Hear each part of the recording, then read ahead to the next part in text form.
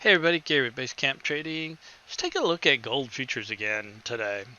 This is our 30-minute chart again, and you can see that in the overnight, gold started making lower highs and lower lows. This was becoming a really bearish chart in the overnight.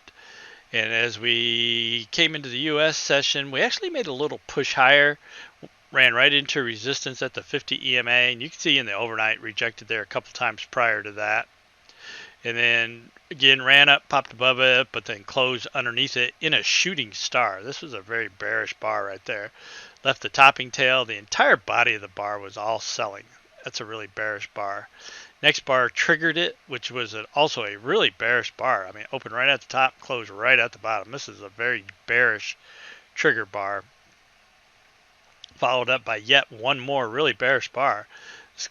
Opened right here, little topping tail testing 13 EMA, broke through significant support. We know the 50 and 200 are significant support and resistance, and closed right at the bottom. Yet a really bearish bar. However, got us significantly undervalued at that point. Opened right here, pushed down a little bit more. Again, putting this bar into significantly undervalued. And then this ended up closing in a doji, and this closed in what I call a bullish doji because the body of the doji right here was actually buying. Now, if the next bar had triggered it to the downside, it would just been a continuation doji to the downside. This particular case, it triggered it back to the upside, making it a reversal doji back to the upside. And this actually gave you an opportunity on the Interenko chart for a trend reversal breakout trade. Now that would be a very aggressive trade.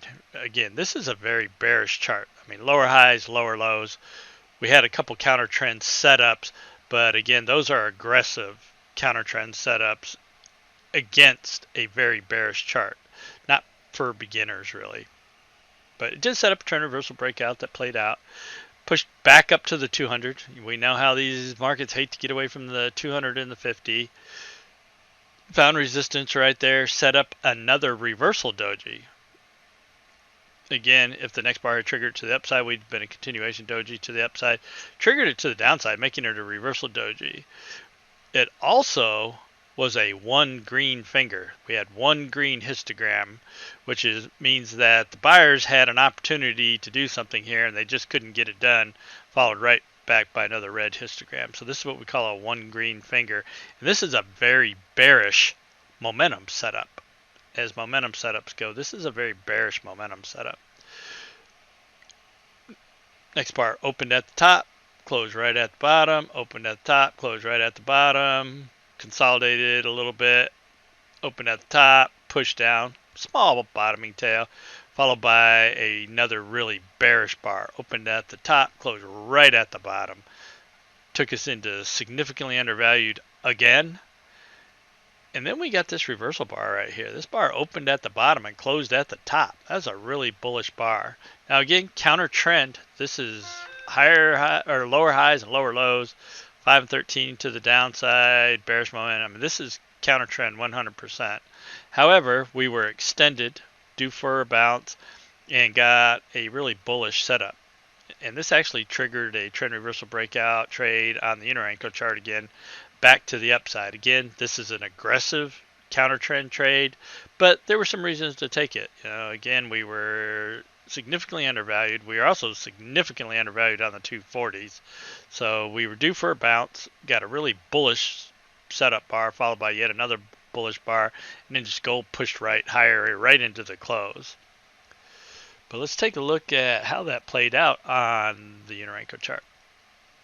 Now this is the large bar chart. It's a 4-tick trend, 10-tick offset, 20-tick reversal chart. But I like this chart on gold recently. This plays out really nice with the 30-minute chart and the volatility in gold. And this is where we had that shooting star, rejecting off the 50 EMA on the 30-minute chart, shooting star. Now this is not really a Interenko setup, and so unless you're just a real aggressive trader taking the 30-minute signal and managing it with the Interenko chart, which you can do, that's fine. It's just a very aggressive trade. That reversal doji actually triggered right in here. Price was in the cloud. Now, you could have taken the color change maybe on Trender Pro 2.0, and that would have been good for a few $100s per contract. Again, that's a really aggressive trade. You're probably not taking it because it's definitely not a Unirenko setup. However, it did lead to a Unirenko setup that we do like. We broke the cloud, made the pullback, got a momentum reset. Moving averages are in alignment at this point. Set up the Trender Pro 2.0 wick off the 18 signal and made a push down. You see you had a couple of little pullbacks here, but push down, you had the potential to grab a few $100s per contract. Again, just depends on how you're managing your trade. Got the pullback, set up another Trender Pro 2.0 signal off the 18. That was good for potentially $400 per contract. Once again, depends on how you're managing your trade. And then we got a pretty good pullback. At this point, we were starting to get extended. Got this pullback, set up a slow line zero touch, which is actually a really good continuation trade. That means that the slow line on momentum came back to the zero line and then headed back down, giving our trade plenty of momentum room to accelerate in our direction.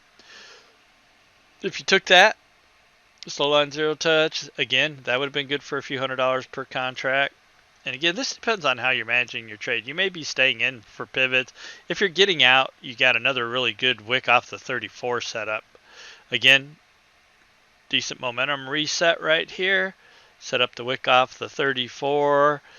And at that time, the 30-minute chart was looking really bearish. That's where you're triggering that one really long bearish bar. But you can see that push down, and that was a nice run down.